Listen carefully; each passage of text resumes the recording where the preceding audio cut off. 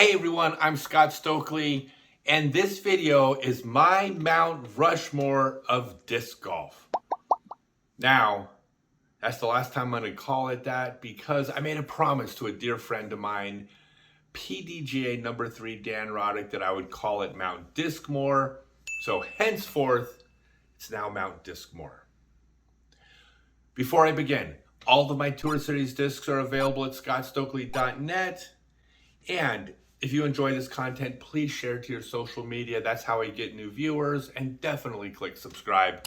That's what tells YouTube that my content is worth recommending to other disc golfers. All right, so a couple things before I begin.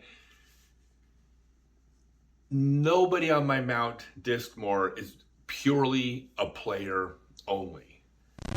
All of us disc golfers are byproducts of the creators, the inventors, the founders, the entrepreneurs of our sport.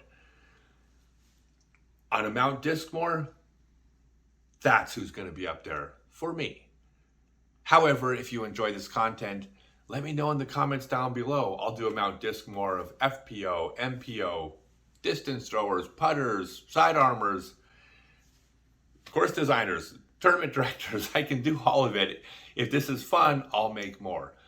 But the one in granite, not going to be just players.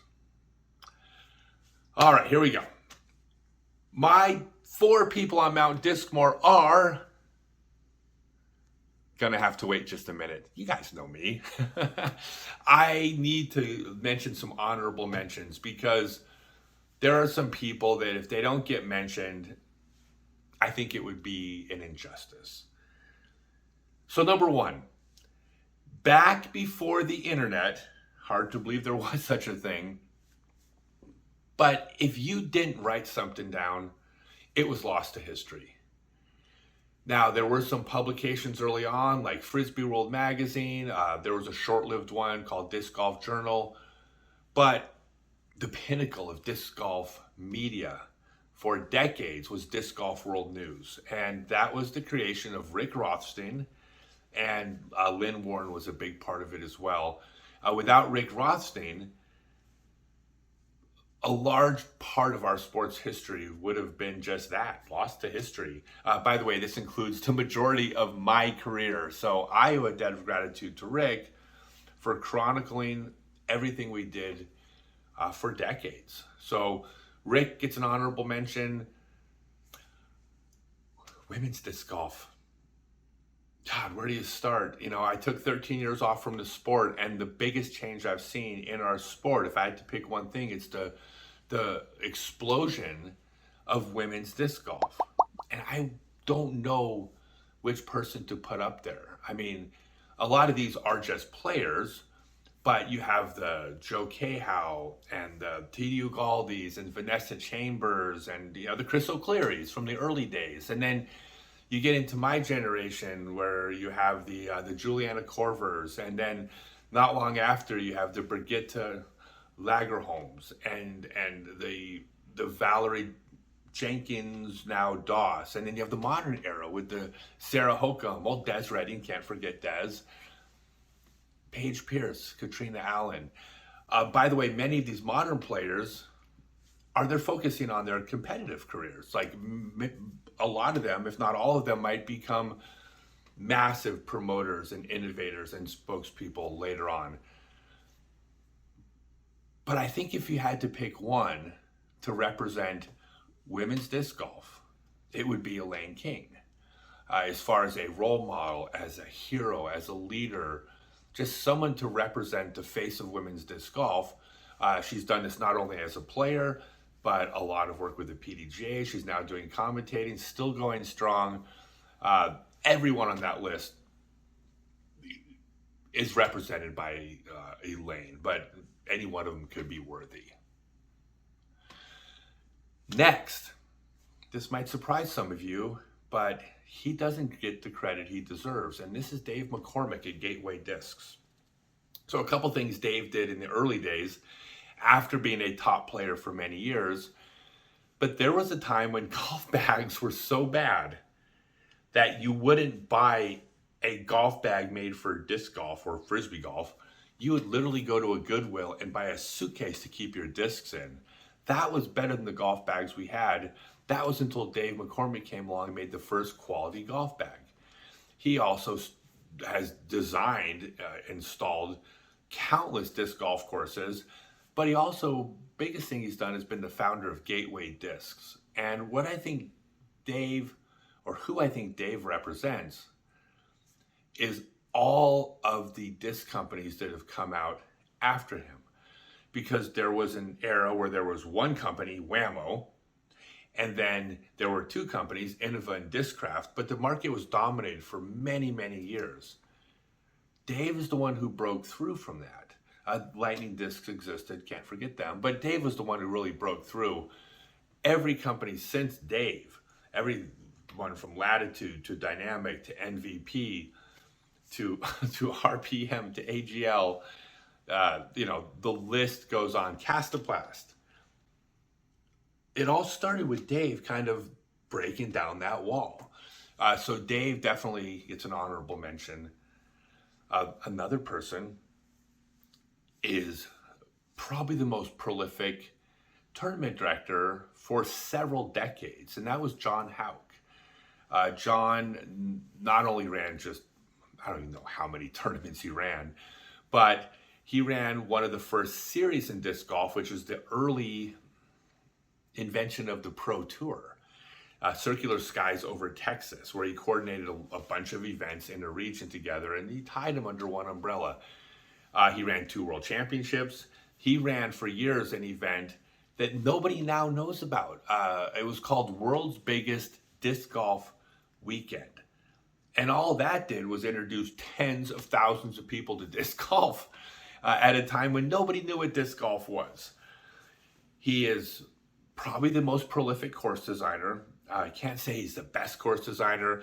He's on that list of best course designers for sure, but people like Greg Hosfeld and Dave McCormick, and like there's other people designing quality golf courses out there, but John Houck is probably the first person to turn course design into a profession. So John Houck, absolutely honorable mention. The final thing, John, I would believe, represents all of the tournament directors out there, the tens of thousands or hundreds of thousands of hours that them and their staff have dedicated to promoting these events. No one's making any money doing this. By the way, I knew John very well. John wasn't making any money at it either. It was all for the love and promotion of the game. So to recognize all the course designers out there, John Houck represents you in my honorable mention list. 2 more. There is an individual who goes by the name PDGA.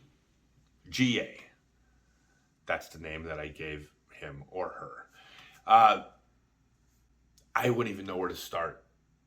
But there have been so many people involved in the Professional Disc Golf Association, the vast majority of them volunteers. Now, the thing about a large organization is you cannot exist and make everybody happy. It's like literally impossible. But what I wish people would always remember is that the PDGA, forever, has been made up of volunteers giving their time with the sole purpose of growing our sport, making the best decisions that they believe is in our best interest. Whether you agree with them or you don't, the PDGA always had disc golf and the growth of disc golf at the core of everything they've done. The PDGA, from Ted Smethers to Daryl Lynn to Brian Henniger to Becky Powell to Pat Govang to Dennis Byrne. I mean, I even hate to mention names. Like, then I just left 300 volunteers out. But the PDGA has a face on my honorable mention list. And the final name doesn't have a name. It doesn't have a face. It doesn't have a gender, an ethnicity. Definitely doesn't have a nationality, because disc golf is global. And for it to be global, there had to have been an Ed Hedrick or a group of Ed Hedricks in every single country where disc golf is played today. So many different people had to go to parks departments in countries that had never heard of disc golf, just like Ed did, and convince them that this thing's really cool. They should get behind it and spend money on it and dedicate space to it. These are the people that ran tournaments before people knew what Frisbee or disc golf was. They were teaching juniors classes. They were teaching clinics. They were getting discs in stores. They were starting disc companies. I wouldn't even know who to choose for that list. I mean, the minute you say, well, Nobuya Kobayashi, and look what he did in Japan. Well, there was a Nobuya Kobayashi in Denmark and Sweden and Norway and Finland and Estonia and Iceland and Germany and Colombia and New Zealand, et cetera, et cetera. So wouldn't know who to pick, but every country has somebody that's on their Mount Discmore. So that's my final honorable mention. All right. If you watch enough of my videos, you know I never get to the good stuff right away. The 4 people on my list, as worthy as the honorable mentions are, to me, the choice of 4 was easy. I think there's a clear 4 people on this list. Number 1, obvious, Ed Hedrick. He patented the pole hole. That is the moment we could quantify the result of a Frisbee golf tournament. It wasn't subjective anymore. Did it hit the light pole? Did it hit the tree? No, you hold out. Here's your score. How did you score? Who threw the fewest number of throws? You win. That was Ed. Ed also, if you can imagine this, he traveled around the country after quitting a successful career to just promote Frisbee golf. He traveled around the country going to parks departments and trade shows. And just try to picture this for a minute. Here's Ed talking to the head of a parks department, explaining what Frisbee golf is, trying to convince somebody how fun this actually is. Oh, and by the way, if you want to have it in your park, all you need to do is spend a bunch of money and give us like 15 acres. Like how does anybody even take that on and then succeed at it? Like, Ed probably built more courses than anybody in the world. I don't know if that's still the case, but it was for a while. And he had to convince every one of these parks. He had to explain what Frisbee golf was and then convince them that this was a good idea. He created the International Frisbee Association. That was the first organization that started to tie people around the country and the world together, letting people in Rochester, New York know that there's people playing in Los Angeles and Austin and Boulder. Ed did this. So obviously Ed is the first name on Mount Discmore. That was easy. The second is PDGA number 3, Dan Roddick. After Ed left Wham-O, Ed took over the job of sports promotion at Wham-O, and that's what he did. And the key word here is sport. Dan Roddick was the first to really make the transition into Frisbee being a sport.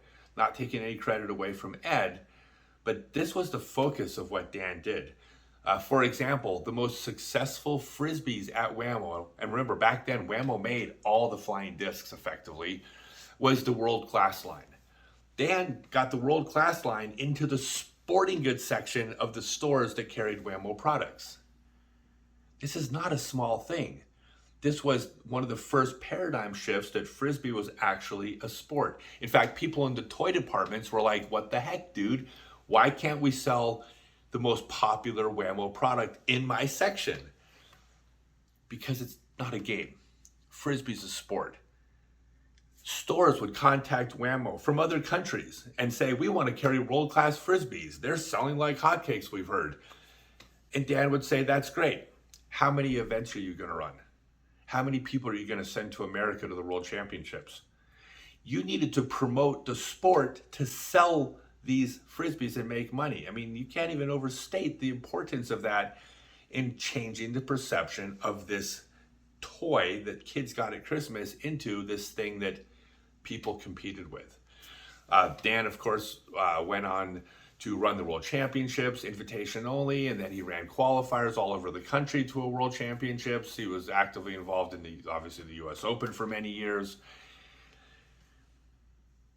Possibly what will be his greatest contribution was the creation of the World Flying Disc Federation.